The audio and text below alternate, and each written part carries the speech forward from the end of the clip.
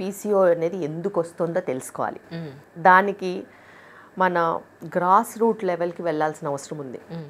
ఇప్పుడు ప్రెగ్నెన్సీలో గర్భిణీ స్త్రీలు అది ఒక ఫేజ్. ప్రెగ్నెన్సీ అనేది బెడ్ రెస్ట్ కాదు, ప్రెగ్నెన్సీ అనేది పని చేయకపోవడము కాదు. ఒక మదర్కి కావాల్సిన బేసిక్ రిక్వైర్మెంట్ ఏంటి? మల్టీ టాస్కింగ్ ఉండాలి. సో ప్రెగ్నెన్సీలో కూడా మంచిగా పని చేసుకోవాలి, వంట చేసుకోవాలి, శుభ్రంగా క్యాలరీస్ బర్న్ చేయాలి, ఉన్న విధంగా కావాల్సినంతనే తినాలి, అధికంగా తినాల్సిన అవసరం లేదు. న్యూట్రిషన్ మెయింటైన్ చేసుకుని నీ వెయిట్ ప్రకారం ఎంత పెరగాలో చూసుకుని నువ్వు ఎంత తినాలో అనుకునేది అంత తింటే చాలు. మంచిగా ప్రోటీన్ ఫుడ్ తీసుకోవాలి. ఎవరు వండకూడదు, నువ్వే వండుకొని తినాలి. ఎందుకంటే అదే నీ ఫిట్నెస్. రేపు నీ పిల్లలకి నువ్వు వండుకొని పెట్టాలి కదా. మరి అలాంటప్పుడు నువ్వు ఫిట్గా ఉండాలి, నువ్వు ముందు వెళ్ళాలి. అలాగే నీ జర్నీ అనేది లోడ్ పెరుగుతూనే ఉంటుంది. సో నువ్వు లోడ్ పెరిగినప్పుడు ప్రెగ్నెన్సీలో అధికంగా పిండి పదార్థాలు తినడము, షుగర్ ఎక్కువగా ఎక్స్పోజ్ అవ్వడము. ఇండియన్స్కి ఒక జీన్ ఉంది.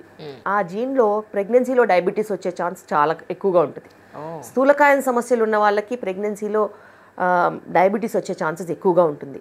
అలాగే ఓవర్ ప్యాంపరింగ్, ఓవర్ ఈటింగ్, పని తక్కువగా చేయడము, కార్బ్ ఎక్స్పోజర్ ఎక్కువగా ఉండి షుగర్ ఎక్స్పోజర్ ఉన్నప్పుడు పొట్టలో ఫీమేల్ బేబీ ఉంటే ఆ బేబీకి ఎక్స్పోజ్ అయిన షుగర్ వల్ల పీసీ వచ్చే ఛాన్సెస్ ఉంటాయి. ఇది అక్కడి నుంచి వస్తుంది, చాలా మందికి తెలియదు. ఇది అక్కడి నుంచి మొదలు పెట్టారు. ఎగ్జాక్ట్లీ. సో ఆ తర్వాత మనం పిల్లలకి ఫుడ్ పెడతాం. పిల్లలు బయట ఆడుకుంటే వాళ్ళకి ఆకలి అవుతుంది. ఆకలి అవుతే ఆకలి ప్రకారం పెట్టాలి. కానీ ఇప్పుడు ఏం చేస్తున్నారు? గ్యాడ్జెట్స్, టీవీలు ఇచ్చేసేసేసి కూర్చోబెట్టేసి కుక్కడం.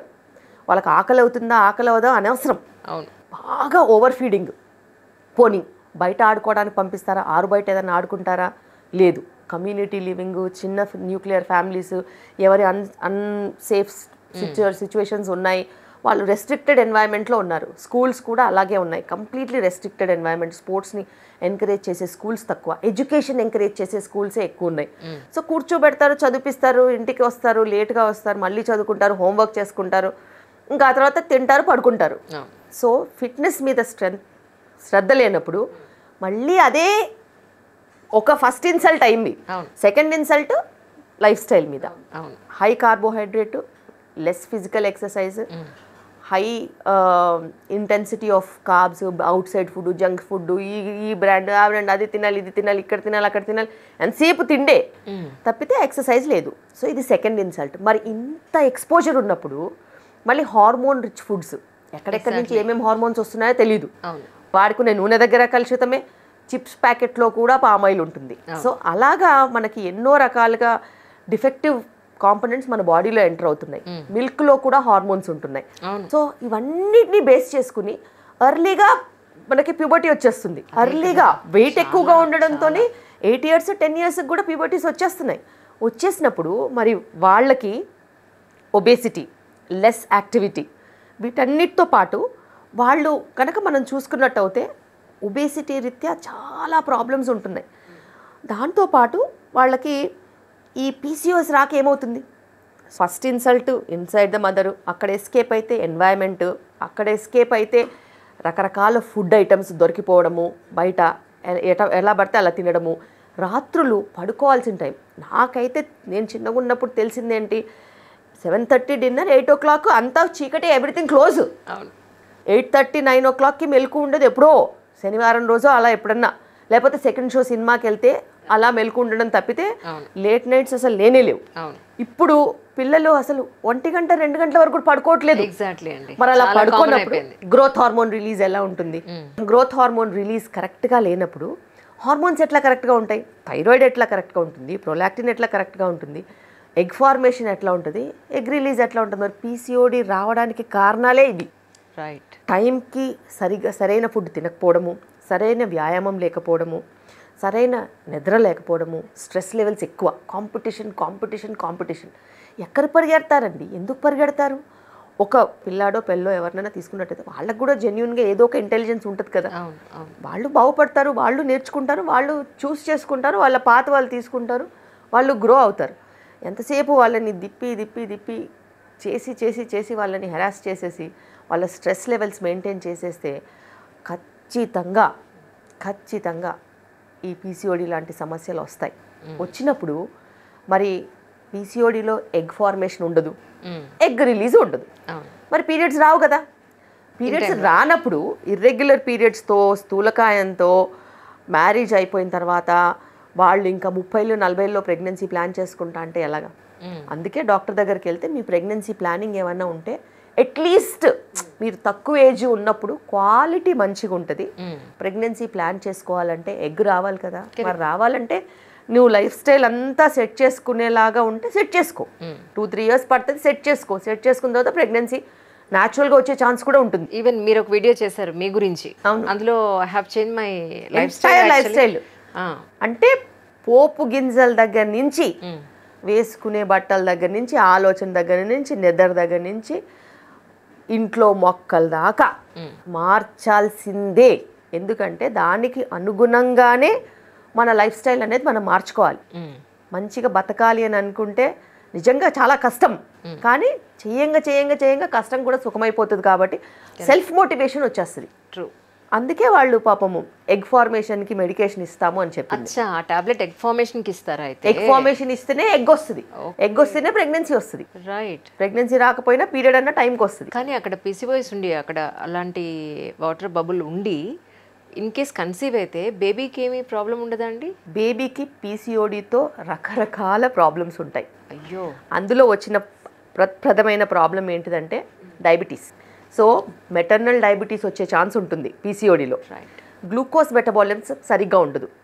ఇన్సులిన్ అనే ఒక హార్మోన్ మన బాడీలో గ్లూకోజ్ బ్లడ్లో నుంచి తీసి సెల్కి ఇచ్చి ఖర్చు చేయిస్తుంది. సో అలా మనం క్యాలరీస్ బర్న్ చేస్తామన్నమాట. ఆ ఇన్సులిన్ అనేది సరిగా పనిచేయనప్పుడు మన బ్లడ్ స్ట్రీమ్లో ఉన్న క్యాలరీస్ బర్న్ అవ్వనప్పుడు క్యాలరీస్ అలాగే షుగర్ ఎక్కువగా తిరుగుతూ ఉంటుంది బ్లడ్ స్ట్రీమ్లో. తిరుగుతున్న బ్లడ్ స్ట్రీమ్లో ఉన్న షుగర్ని లివర్ రికగ్నైజ్ చేసి ఫ్యాట్ కింద మార్చేస్తూ ఉంటుంది. ఓకే. సో అందుకే వెయిట్ పెరిగిపోతూ ఉంటారు. సో ఇన్సులిన్ని పని చేసేలాగా చేస్తే అది మెడిసిన్ అయినా, ఎక్సర్సైజ్ అయినా, స్ట్రెస్ మేనేజ్మెంట్ అయినా, డయట్ అయినా, ఏదైనా కూడా ఇన్సులిన్ని పని చేసేలాగా చేస్తే షుగర్ అనేది రాకుండా ఉంటుంది. సో ప్రెగ్నెన్సీలో మళ్ళీ నేను చెప్పాను కదా, డయాబెటిక్ స్టేట్, ఇన్సులిన్ పని చేయడమే తక్కువ చేస్తుంది ప్రెగ్నెన్సీలో. అదొక హార్మోన్, ప్రెగ్నెన్సీ హార్మోన్స్తో వచ్చే ఎఫెక్ట్ అనమాట.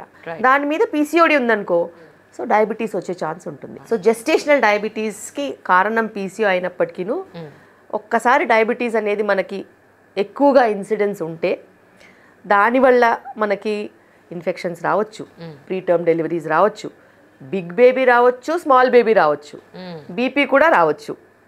వీటన్నిటితో పాటు మనకి ఇంకా రకరకాల కాంప్లికేషన్స్ కూడా ఉండే అవకాశాలు ఉంటాయి. ఈ జీవితాన్ని అంతా వదిలేసి అక్కడెక్కడో ఏదో గ్రామం ఉందిట వైజాగ్ దగ్గర, అక్కడ సూర్యోదయం అయ్యేటప్పటికి నిద్రలేసి చేస్తారు. కరెక్ట్. సూర్యాస్తమయం అయిన తర్వాత వెంటనే నిద్రపోతారు. బయట ఫుడ్ ఎక్కడా ఉండదు, అసలు ప్లాస్టిక్ అనేదే లేదు. ఏదో గ్రామం అండి, కరెక్ట్గా గుర్తురావట్లేదు నాకు. ఐ థింక్ వ్యూవర్స్కి నాకు గుర్తుంటుందేమో.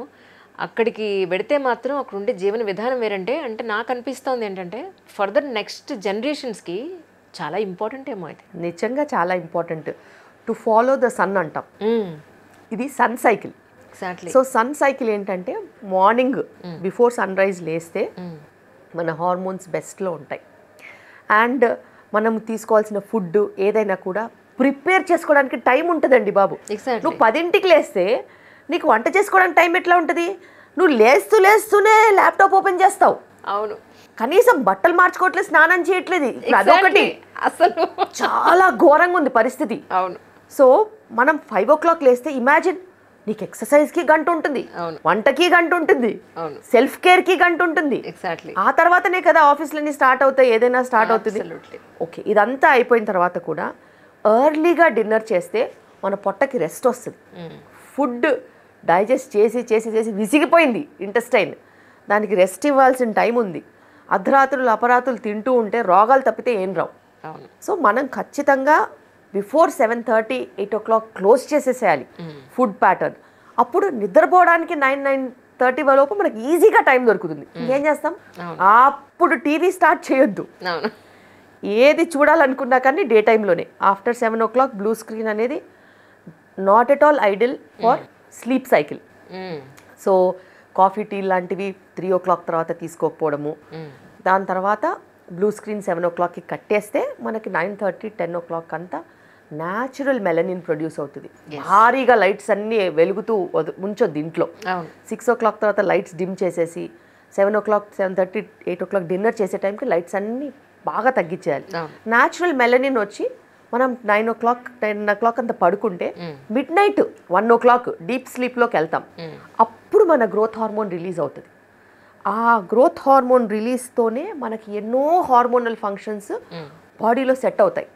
అందులో best example reproduction. Exactly reproduction and పిచ్చి కేసెస్ అంటే ఇంక వీళ్ళకి పిల్లలు పుట్టరుపో అనుకునే కేసెస్ కూడా ఓన్లీ ఈ సైకిల్తోనే 1 yearలో సెట్ అవుతుంది. 1 yearలో న్యాచురల్ ప్రెగ్నెన్సీస్ వస్తాయి. మనం ఇంకేం చేయాల్సిన అవసరం లేదు. Just vitamins, healthy food, stop food by 7:30, sleep by 9 o'clock, getup by 5 o'clock, do your exercise, cook your food, eat minimalistic, millets, రాగి, జొన్న రవ్వ, జొన్న రొట్టె, సజ్జ రొట్టె ఆ టైపు వెజిటబుల్స్ అన్నీ తీసుకోవడం, ఒక్క ఫ్రూట్ తీసుకోవడం, దాహం వేస్తే మంచినీళ్ళు, మజ్జిగ, రాగి జావా, ఇంతే. ఇంకా లావిష్గా అవసరం లేదు. మనకు లెగ్యూమ్స్, లెంటిల్స్, పల్సెస్ దేవుడు ఎలాగో ఇచ్చాడు, పీనట్స్ ఇచ్చాడు, ఇవి చాలు. ఇంకా లగ్జరీ అనేది మనకు అసలు అనవసరం. ఎగ్జాక్ట్లీ లగ్జరీతో వచ్చేవి రోగాలే. ఆ రోగాలను ట్రీట్ చేయడానికి హాస్పిటల్స్, ఆ హాస్పిటల్స్కి సప్లై చేయడానికి మందుల కంపెనీలు. ఇదే ఒక సైకిల్ నడుస్తూ పోతుంది. మనము ఎవరిని ఫోర్స్ చేయట్లేదు. It is their own personal decision that they are getting into this loophole. Exactly. And ఆ లూప్ హోల్ని వాళ్ళు ఫ్యాషన్ అంటున్నారు పైగా. అవును. సో అదే ఒక పెద్ద బ్లాక్ హోల్. దాన్ని ఫ్యాషన్ అని చెప్పేసేసి ఆ ఫ్యాషన్లో పడిపోయి అవును బతుకుని బస్ స్టాండ్ చేస్తున్నారు అసలు. నిజంగా. అంటే ఇక్కడ మనం ఒక చిన్న పాయింట్ మాట్లాడుకోవాలి మ్యామ్. ఏంటంటే అమ్మాయి ఇండిపెండెంట్ అవ్వాలి, ఆ అమ్మాయి కాళ్ళ మీద అమ్మాయి నిలబడాలి అంటూ 25 ఏళ్ళు దాటిపోతున్నాయి. నెంబర్ 1.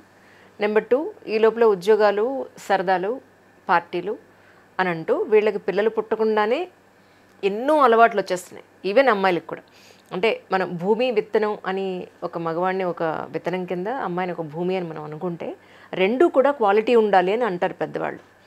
సో అలాంటప్పుడు ఇక్కడ భూమి పాడైపోతుందో పక్కన, ఆల్రెడీ కొన్ని ఏళ్ల నుంచి విత్తనం ఎప్పటి నుంచో ఎన్నో అలవాట్లతో పాడైపోతుంది. అలాంటిది ఇప్పుడు భూమి కూడా సారవంతంగా లేకపోతే నెక్స్ట్ వచ్చే మొక్కలు, కాయలు, పువ్వులు ఏ విధంగా వస్తాయి అసలు?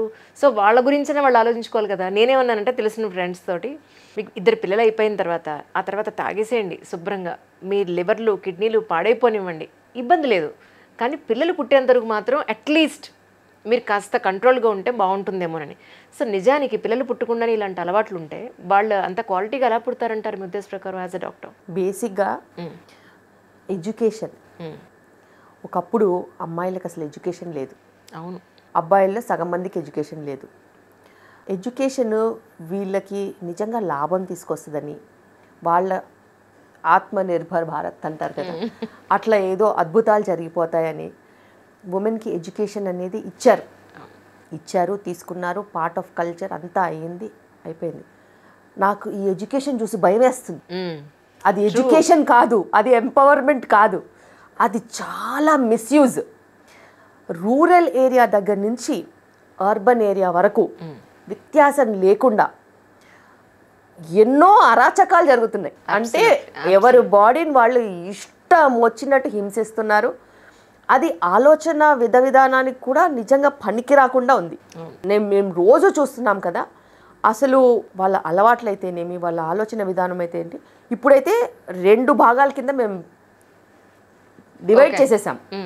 ఒకటి మెయిన్ స్ట్రీమ్, నీకేం కావాలి, ఓకే నీకు ఉద్యోగం కావాలి, నీకు బ్యాంక్ ఇది కొంచెం సేవింగ్స్ కావాలి, మ్యారేజ్ కావాలి, దాని తర్వాత పిల్లలు కావాలి, మెయిన్ స్ట్రీమ్ కావాలి, ఆరోగ్యం మీద అవగాహన ఉంటుంది.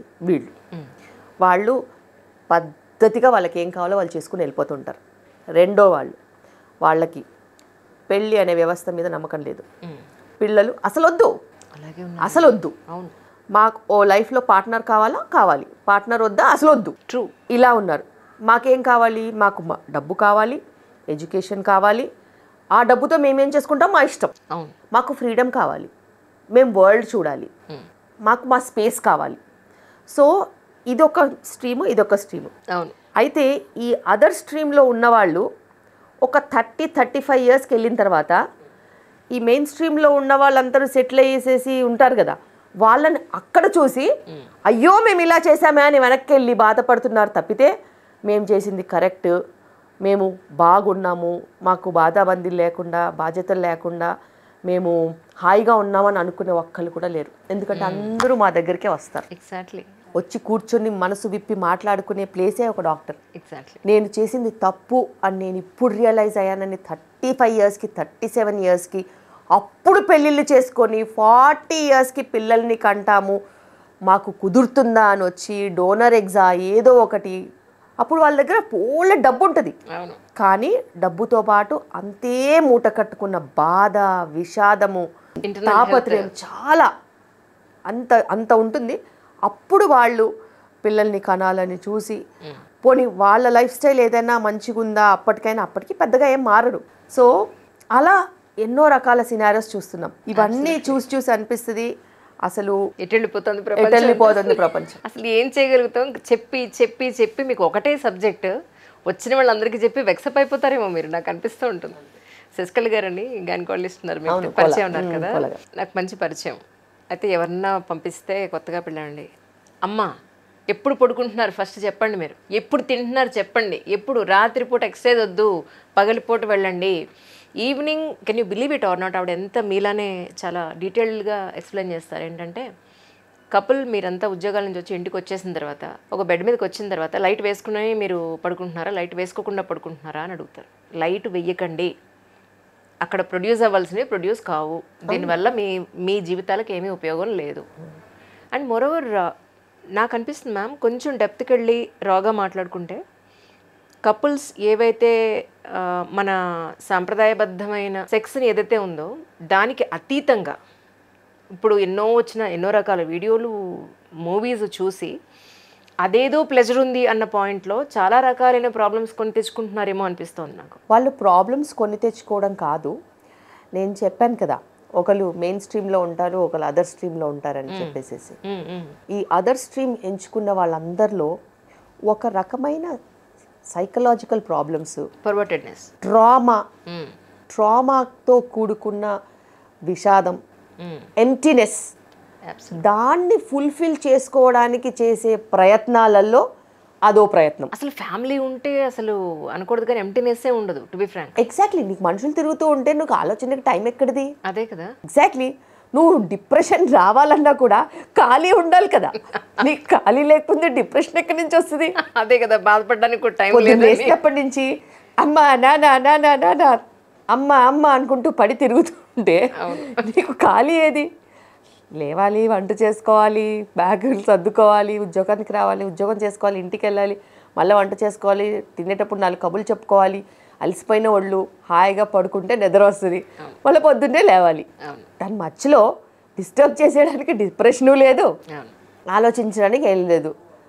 ఎప్పుడన్నా టైం దొరికితే సరదాగా కుటుంబంతో హాలిడేనో లేకపోతే బయట తినడానికో లేకపోతే ఒక సినిమాకో అట్లా షికారుకో వెళ్తాను తప్పితే డిప్రెషన్కి తావేది. ఇప్పుడు పిల్లలే ఉంటున్నారంటే మ్యామ్, అందరం కలిసి పెడదామంటే అబ్బా మీ ఏజ్ వాళ్ళతో ఏమొస్తామమ్మా, మా ఏజ్ వాళ్ళతో మేము కలిసి పెడతా ఉంటున్నారు, మీ ఏజ్ వాళ్ళతో మేము ఎంజాయ్ చేస్తాం. పేరెంట్స్తో ఎంజాయ్మెంట్ ఏముంటుంది? రిస్ట్రిక్షనే ఉంటుంది, ఫ్రెండ్స్తో అయితే ఫ్రీడమ్ ఉంటుంది అంటున్నారు. అలాంటి పిల్లలకి మీరేం చెప్తారు? వాళ్ళు ఆల్రెడీ డివైడ్ చేసేసారు కదా, మేము జెన్ జీ, మీరు మిలీనియల్స్, మీరు old timers, old thoughts. But ultimately వాళ్ళు పేరెంట్స్ అయినప్పుడు రియలైజ్ అవుతారు. అండ్ ఎంత ఫ్యాషన్ స్ట్రాటజీ తీసుకొచ్చినా కానీ, ఏం తీసుకొచ్చినా కానీ అది మన లైఫ్ స్టైల్ని మార్చద్దు.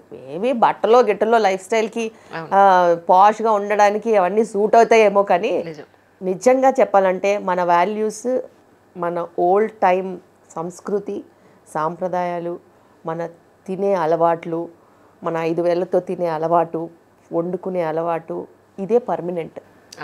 అండ్ ముందు కాలంలో కూడా చూశారు కదా కుటుంబ వ్యవస్థ ఎలా ఉండిందో, స్ట్రాంగ్గా ఉండింది. ఒక పిల్లరు ఇంకో పిల్లరు ఒకరినొకరు కాపాడుకుంటూ ఒకరినొకరు సపోర్ట్ చేసుకుంటూ ఆ కుటుంబ వ్యవస్థ అనేది నిజంగా చాలా స్ట్రాంగ్. అప్పట్లో కూడా కుటుంబాల్లో కలహాలు ఉన్నాయి, డైవర్స్లు ఉన్నాయి, అవి ఉన్నాయి అన్నీ ఉన్నాయి, కానీ వ్యవస్థ మట్టుకు పిల్లల దగ్గరకు వచ్చేసరికి చూసుకోవడము, వాళ్ళని పెంచుకోవడము, బాధ్యతగా ఉండడము, వాళ్ళు పెరగడము, వాళ్ళు మళ్ళీ కుటుంబాన్ని చూసుకోవడము, తల్లిదండ్రులను చూసుకోవడం, ఇవన్నీ చాలా స్ట్రాంగ్గా ఉండినాయి. ఎప్పుడైతే అమెరికాకి పరిగెత్తే కల్చర్ వచ్చిందో, లేకపోతే ఇంకో కంట్రీకి పరిగెత్తే కల్చర్ వచ్చిందో, వాళ్ళు మళ్ళీ వెనక్కి వచ్చి చూసుకోవట్లేదు అసలు. కొన్ని అపార్ట్మెంట్స్ ఉన్నాయి, పెద్ద పెద్ద apartments, high rise towers, only ముసలాళ్ళే ఉంటారు అందులో. అందరు పిల్లలు వీళ్ళకి పెద్ద పెద్ద అపార్ట్మెంట్స్ కొనిచ్చేసేసి ఎవరికి వాళ్ళు వేరే కంట్రీ చూసుకుని వెళ్ళిపోయారు. ఇంతకుముందు సంవత్సరానికి ఒకసారి వచ్చేవాళ్ళు, ఇప్పుడు అది కూడా లేదు. వీళ్ళే ఇక్కడే ఉండి ఉండి ఉండి వాళ్ళంతలో వాళ్ళే మాట్లాడుకుంటూ నవ్వుకుంటూ సరదాగా గడిపేస్తున్నారు. వాళ్ళకి అనిపిస్తుంది సుమా, అసలు మేము పిల్లల్ని ఎందుకు కన్నామా అని. Exactly, 100% correct. ఇక్కడ ఈ మధ్య జనరేషన్స్లో ఉన్న 2 రకాల మనుషులు చూస్తున్నాం మ్యామ్. ఒకటేమో చాలామంది 0 సైజ్ కావాలి అంటూ విపరీతమైన సన్నమైపోవడం, ఇంకోటి ఒబేసిటీతో బాధపడేవాళ్ళు. కానీ 2 ఎక్స్ట్రీమ్సే టు బి ఫ్రాంక్.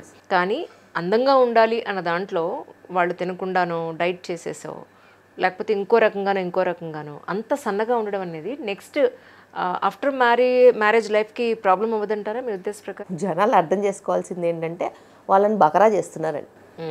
అర్థమైందా? సో అందం అనేది ఎక్కడో లేదు, మన మాటలోనో, మన మొహంలోనో, మనం పనిచేసే విధానంలోనో, మనం ప్రొజెక్ట్ చేసుకునే సినారియోలోనో ఉంటుంది. నువ్వు ఎంత అందంగా ఉన్నా, నువ్వు నోట్ తెరిస్తే గబ్బు కంపు కొడితే, తిడితే, అసహ్యంగా మాట్లాడితే నువ్వు ఎంత సన్నగా ఉంటా ఏం లాభం, ఎంత అందంగా ఉన్నా ఏం లాభం. సో అందం అనేది చూడ్డానికి బాగాలేకున్నా కానీ మంచిగా మాట్లాడి కడుపు నిండా ఫుడ్ పెట్టి జాగ్రత్తగా చూసుకుని ఆప్యాయంగా ఉంటే అదే అందం. అంతే. అండ్ ఒక ఇండస్ట్రీ ఇప్పుడు ఒక ఫిలిం ఇండస్ట్రీ ఎట్లా ఉంది, అట్లాగే బ్యూటీ ఇండస్ట్రీ ఉంది, అట్లాగే మూవీ అట్లాగే ఇంకా రకరకాల ఫార్మసీ ఇండస్ట్రీ. సో ఏ ఇండస్ట్రీ అయినా కూడా దాన్ని అది సెల్ చేసుకుంటుంది. దాని ఉనికిని చాటుకోవడం కోసం ఇదే కరెక్ట్, సైజ్ 0నే కరెక్ట్ అని చెప్పేసేసి వాళ్ళు చెప్పుకుంటారు. కానీ నీకున్నదిగా బుర్ర, నీ బుర్ర ఎక్కడుంది? మోకాల్లో ఉందా, అరికాల్లో ఉందా? సో 0 సైజ్తో ఏం లాభం ఉంటుంది? పోనీ రోగాలు రావా? లేదు, రోగాలు కూడా వస్తాయి. బోన్స్ ఎంత ఫ్రెజైల్ అయిపోతున్నాయంటే పడితే బోన్ ఇరిగిపోతుంది. ఎగ్జాక్ట్. మరి అలాంటి దౌర్భాగ్యమైన బతుకెందుకు? నువ్వు నిండుగా ఉన్నా నీ బోన్స్ గట్టిగా ఉండాలి, నువ్వు పని చేసుకోగలగాలి, నువ్వు నలుగురికి తిండి పెట్టగలగాలి, 4 మంచి మాటలు మాట్లాడగలగాలి, 4 పిల్లలు ఉంటే చూసుకోగలగాలి. అలాగే నువ్వు పనికి వెళ్తే నీకు ఓపిక ఉండాలి పని చేయడానికి. సైజ్ 0 ఎవరికి కావాలండి? సైజ్ 0 చూడ్డానికి బాగుంటుంది, కాపురం చేయడానికి బాగుంటుందా? అదే నచ్చుకొని చూడడానికి వాడడానికి బాగుండవంటారు. ఎగ్జాక్ట్లీ. మరి కాపురం చెయ్యాలి అని అంటే వైఫ్కి అదర్ రెస్పాన్సిబిలిటీస్ కూడా ఉంటాయి కదా. ఒక ఫ్యామిలీ అన్న తర్వాత ఒక వైఫ్కి రెస్పాన్సిబిలిటీస్ ఉంటాయి, హస్బెండ్కి రెస్పాన్సిబిలిటీస్ ఉంటాయి. హస్బెండ్ హంకులాగా ఉండి ఎందుకు పనికి రాకపోతే ఎందుకు? సో అలాగే వైఫ్ కూడా 0 ఫిగర్ ఉండి ఓపిక లేకుండా వంట చేసేలాగనో, లేకపోతే ఫుడ్ పెట్టేలాగనో, 4 కబుర్లు చెప్పేలాగనో, లేకపోతే 2 పిల్లల్ని కనేలాగనో, లేకపోతే ఒక కుటుంబ వ్యవస్థకి అందరూ అన్ని చేయాలి. డెఫినెట్గా అందరూ అన్ని చేయాలి. కానీ physique is not very important, but health is important. So అటు ఒబేసిటీకి వెళ్ళొద్దు, అటు 0 సైజ్కి వెళ్ళొద్దు. నడమంతరంగా ఏ వయసుకు తగ్గట్టు ఆ వయసులో ఉన్నట్టు అవుతే ఏ రోగాలు రావు, ఏ డాక్టర్ అవసరమూ ఉండదు. అబ్సల్యూట్లీ. ఇక్కడ ఒకసారి అమ్మాయి కన్సీవ్ అయిన తర్వాత స్టార్టింగ్ నుంచి కూడా అత్తారింటి దగ్గర చూపించుకుంటూ ఉంటుంది. నెలకు ఒకసారి వెళ్ళడమో చెకప్స్కో దానికో. Once 7th month 8th month దగ్గర పడుతుంది అని అంటే అప్పుడు పుట్టింటికి డెలివరీ కోసం వెళ్ళిపోయి అప్పుడు చూడడం మొదలు పెట్టిస్తారు. అప్పటి వరకు 6-7 మంత్స్ అత్తగారింటి దగ్గర ఆ ఊళ్ళో ఉన్న డాక్టర్కి చూపించుకుని సడన్గా ఒక 2-3 మంత్స్కి ఇంటికి వెళ్ళినప్పుడు ఆ సిటీలోనో ఆ ఊళ్ళోనో చూపించుకుంటే తన హిస్టరీ గురించి అవతల డాక్టర్కి అర్థం కాకపోవచ్చు, లేదా తన కాంప్లికేషన్స్ గురించి అర్థం కాకపోవచ్చు. అక్కడ దీన్ని ఎలా చూస్తారు మీరు? యాక్చువల్లీ మీ పేషెంట్స్ మీద ఏమైనా ఎక్స్ప్లెయిన్ చేస్తారా? అసలు మీరు ఏ లోకంలో ఉన్నారో కూడా తెలియదు. ఇప్పుడు ప్రెగ్నెన్సీ పాజిటివ్ రాగానే అమ్మగారింటికి వెళ్ళిపోతున్నారు. అవునా? నాకు అదో వింత. ఎందుకు వెళ్తున్నారు? మీ అమ్మ వాళ్ళ ఇంటికి ఎందుకు వెళ్తున్నారంటే మా ఆవిడకి వామిటింగ్స్ ఉన్నాయండి, చాలా ఇబ్బందిగా ఉంది, వాళ్ళ మదర్ వాళ్ళ ఇంటికి వెళ్ళిపోతుందంటే నీకేమైనా పిచ్చే ఎర్రా? నీ పెళ్ళాం నీది, కలిసి ఉండాలి, కష్టమో సుఖమో కలిసి చేసుకోవాలి. వామిటింగ్స్ ఉంటే డాక్టర్ దగ్గరికి వెళ్ళండి. అయినా ఒక మంచి పనిలో పడిపోయి ఒక టైం టేబుల్లో పడిపోతే ఎవరికి వాంతులు ఉండవు. నువ్వు ఆఫీస్కి వెళ్ళే వాళ్ళు ఆఫీస్కి వెళ్ళిపోతే కక్కువైనా ఏదైనా కానీ కొంచెం తగ్గుతుంది. కాలక్షేపమే కదా. మదర్ ఏం చేస్తుంది అక్కడ కూర్చొని? ఎగ్జాక్ట్లీ. ఇంకా ఓవర్ ఫీడింగ్ చేసేసి ఇంకా అది పిచ్చి ప్రేమ అంటారనమాట. ఫస్ట్ స్టార్టింగ్ 1 month నుంచే బాగా ఫుడ్ పెట్టేస్తే వాళ్ళు లావ్ అయిపోరా? అవును. ఉన్న పని కూడా చేయనీయకుండా పని అంతా ఈవిడే చేసేస్తే పిల్లకి ఫిట్నెస్ ఎలా ఉంటుంది? 9 monthsలో మజిల్స్ అన్ని కరిగిపోతాయి, మట్టి అయిపోతుంది. ఇక్కడ ఏమీ మిగలదు. పిల్లల్ని ఎలా ఎత్తుకుంటారు, పిల్లల్ని ఎలా పెంచుకుంటారు? ఆ తర్వాత నువ్వే చెప్తావు నీ పిల్ల పని నువ్వు చేసుకోలేవా అనేసి. మరి అది నువ్వే, ఇది నువ్వే. సో నేను నా దగ్గరికి చెకప్కి వచ్చిన ప్రతి ఒక్కరికి చెప్తాను, యాజ్ అ కపుల్ మీ బాధ్యత మీ ప్రెగ్నెన్సీ, ఎవ్వరి బాధ్యత కాదు. అది మదర్ బాధ్యత కాదు, మీ మదర్ ఇన్ లా బాధ్యత కాదు, ఎవ్వరి బాధ్యత కాదు. హస్బెండ్ అండ్ వైఫ్ బాధ్యత. హస్బెండ్ అండ్ వైఫ్ బాధ్యతగా ప్రెగ్నెన్సీని మంచిగా ఎంజాయ్ చేస్తూ, కలిసి ఎంజాయ్ చేస్తూ ట్రావెల్ చేస్తే అందులో ఉండే కష్ట సుఖాలు ఇద్దరికీ అలవాటు అవుతాయి. అయ్యో మా వైఫ్ ఇంత బాధపడుతుంది, నేను చూసుకోవాలనే ప్రేమ వస్తుంది, బాండింగ్ కూడా ఏర్పడుతుంది. ఇద్దరు కలిసి పని చేసుకున్న సమయంలో పిల్లల్ని కూడా ఇద్దరు కలిసి పెంచుకుంటారు. ఇద్దరికి ఫిట్నెస్ ఉంటుంది. రేపు పిల్లల్ని ఎత్తుకోవాలన్నా, వాళ్ళ దినచర్యలు చేయాలన్నా, వాళ్ళని పెంచాలన్నా ఎంత ఓపిక కావాలి? చాలా చాలా. ఇప్పుడు ఉన్న మదర్స్కి, మదర్ ఇన్ లాస్కి ఆ ఓపిక ఉంది, వీళ్ళకి లేదు. ఎందుకంటే వీళ్ళకి రానివ్వట్లేదు. ఎంతసేపు పెట్ చేస్తూ ఉంటే వాళ్ళ బాధ్యతలు ఎలా తెలుస్తాయి? అంటే మేము కష్టపడిపోయాం కదా, మా కష్టం వీళ్ళు పడకూడదు. వాళ్ళ కష్టం కాదు, వీళ్ళు సుఖంగానే ఉన్నారు, వీళ్ళని చెడగొడుతున్నారు. ఎందుకంటే ప్రేమ ఉండొచ్చు, రోజు ఫోన్ చేసి ఎలా ఉన్నావు అని అడుగు, ప్రేమ ఉంటే. అంతే తప్పితే నువ్వు తీసుకెళ్ళి ఇంట్లో పెట్టుకొని మొగుడు ఒక దగ్గర పెళ్ళం ఒక దగ్గర ఉండి ఆమెకి ఫుడ్ బాగా పెట్టేసి స్వీట్లని ఇవ్వని పెట్టి కూర్చున్న దగ్గరే మంచినీళ్ళు ఇస్తే ఈ పిల్ల ఎందుకైనా పనికొస్తుందా?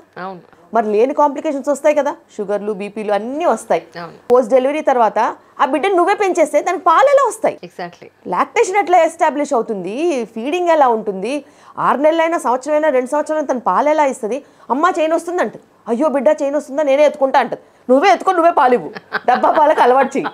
మరి ఇంత ఘోరమైన సినారియోస్ చూసి నాకే విసుకొచ్చి నేను ఖచ్చితంగా రాగానే చెప్తాను, ప్రెగ్నెన్సీ మీ ఇద్దరిది, మీ ఇద్దరూ ట్రావెల్ చేయాలి, ఇద్దరు ప్రెగ్నెన్సీ చెకప్స్కి రావాలి. ఒకప్పుడు నిజంగానే ఒక పెద్ద కుటుంబాలు ఉండేవి కాబట్టి పని అంతా ఎక్కువగా ఉండేది. దాని తర్వాత చాలామందికి వంట చేయాలి, బరువైన పనులు ఉండేవి కాబట్టి డెలివరీ టైంలో 9 నెలలకు తీసుకెళ్లేవారు. ఒక నిద్ర చేసేసి 9 నెలలకు తీసుకెళ్లేవాళ్ళు డెలివరీకి. అంతే తప్పితే ఇలా 2 నెలలకో 3 నెలలకో వెళ్ళి అమ్మగారి ఇంట్లో కూర్చుంటే చాలా కష్టము. అలాంటి పద్ధతిని వీళ్ళు ఎక్స్‌ప్లాయిట్ చేస్తున్నారు. మదర్స్ హౌస్కి వెళ్ళాలి కదా డెలివరీకి అంటారు. నేను అన్నాను, డెలివరీకి మదర్స్ హౌస్కి ఎందుకు వెళ్ళేవాళ్ళు? పిల్ల 16 ఏళ్ళలో, 18 ఏళ్ళకో లేకపోతే 14 ఏళ్ళకో చదువు లేకుండా ఉన్న పరిస్థితిలో తల్లి నేర్పిస్తుంది, ఇది ఇలా ఉండాలి, ఇలా చేయాలి, ఇలా తీసుకోవాలి జాగ్రత్త, ఇవన్నీ నేర్పించి ఒక నిద్ర చేసేలోపు కొన్ని నేర్పించి పంపిస్తుంది. దాని తర్వాత ఆమెకి చదువు లేదు కాబట్టి బిడ్డని ఎలా చూసుకోవాలి, ఎలా పెంచుకోవాలో నేర్పించి పంపిస్తుంది. నువ్వు 25-30 ఏళ్ళు ఇప్పుడు చదువు ఉంది, సంస్కారం ఉంది, బలం ఉంది, బలహీనత లేదు, రక్తహీనతలు లేవు, సొంతంగా సంపాదించుకుంటున్నావు, సొంతంగా తింటున్నావు, సొంతంగా అన్నీ నీకు మంచి చెడు తెలుసు. ఇంకా మీ అమ్మ ఎందుకు? మీ అమ్మ వాళ్ళ ఊరెందుకు? అందరూ పల్లెటూర్లలోకి వెళ్ళిపోవడం, ఆపరేషన్లు చేసుకోవడం, రావడం, ఇది చాలా దారుణం. నేను అందుకే చెప్తాను వాళ్ళకి, స్టార్టింగ్లోనే చెప్తాను, ఎవ్వరు ఎక్కడికి వెళ్ళేది లేదు, ఆమె ఎక్కడికి రావద్దు, నువ్వు అక్కడికి వెళ్ళొద్దు, అంతే.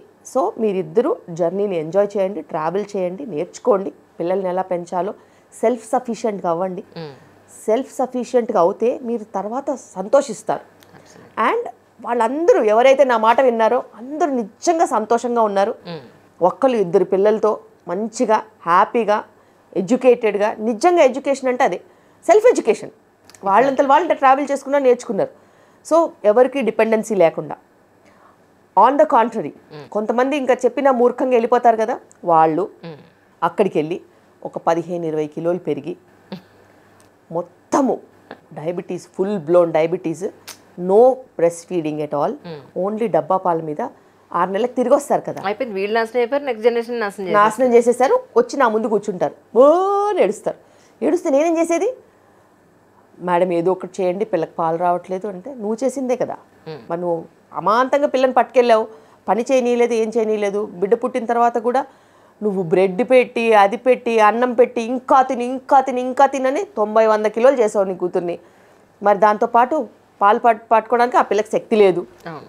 మజిల్స్ అన్నీ అట్రోఫీ అయిపోయినాయి. ఏం చేద్దాం? ఇప్పుడు ఇక్కడి నుంచి మొదలు పెడితే అది ఫెయిల్ అయిపోయిన లాక్టేషన్ మళ్ళీ స్టార్ట్ అవుద్దా? అబ్సల్యూట్లీ. ఆ మోటివేషన్ కూడా రాదు. అందుకే నేను చెప్పేది ఏంటంటే పేరెంట్స్ కూడా మీరు ఆలోచించండి. ఒక మంచి హాస్పిటల్ సెటప్కి యాక్సెస్లో ఉన్నప్పుడు మీరు డిస్టర్బ్ చేయొద్దు వాళ్ళని. వాళ్ళ బాధ్యతలు వాళ్ళని తెలుసుకోనివ్వండి, వాళ్ళ ఆరోగ్యాన్ని వాళ్ళు కాపాడుకోనివ్వండి. ఎందుకంటే ఇప్పుడు స్థూలకాయం వస్తే అది చాలా లైఫ్ లాంగ్ మనని బేర్ చేయాల్సింది. బేర్ చేయాల్సిందే ప్రాబ్లము. అండ్ ఇంకా అది పోదు, ఒక మానాన పోదు, మళ్ళీ రివర్స్ టెండెన్సీ ఎక్కువ ఉంటుంది. అవును, అవును. సో మీరు ఏమి ఇచ్చినా ఇవ్వకపోయినా మీ పిల్లలకి ఇలాంటి లైఫ్ మట్టుకు ఇవ్వద్దు. వాళ్ళ కాళ్ళ మీద వాళ్ళు నిలబడేలాగా, వాళ్ళ మెడికల్ ఫిట్నెస్కి అనుగుణంగా తినడానికి వాళ్ళ డాక్టర్కి తెలిసి వాళ్ళు చెప్తారు. మీరు అబ్బో అని స్వీట్లని, పాయసాలని, చలివిండ్లని, రకరకాల ఫుడ్స్ 2-3 days కూడా మదర్ వాళ్ళ ఇంటికి వెళ్తే వచ్చేలోపు 2 కిలోలు పెరుగుతున్నారు. ఏం పెడుతున్నారో ఏంటో నాకు అర్థం కావట్లేదు. అంత వర్స్ట్ కండిషన్లో ఉంది.